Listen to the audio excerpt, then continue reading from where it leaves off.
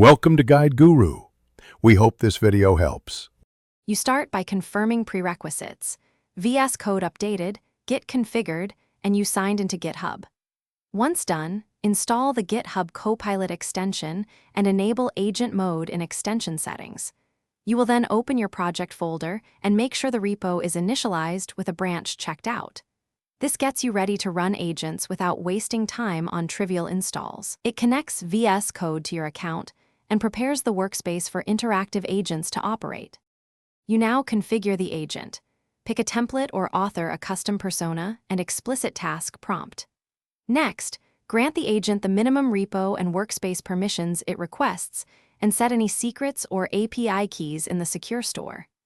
Then run the agent via the command palette or the Copilot sidebar and watch the output panel and logs to see actions and proposed changes. Make sure to review its suggested edits before applying them to avoid unintended commits.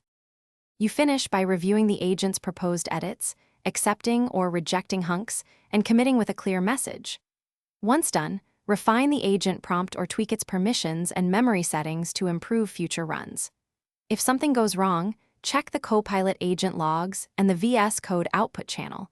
Common fixes include reducing scope, re-authenticating, or disabling extensions that conflict with file operations. This targeted debugging quickly restores expected behavior and keeps your... Thanks for watching. Consider subscribing if we helped you today.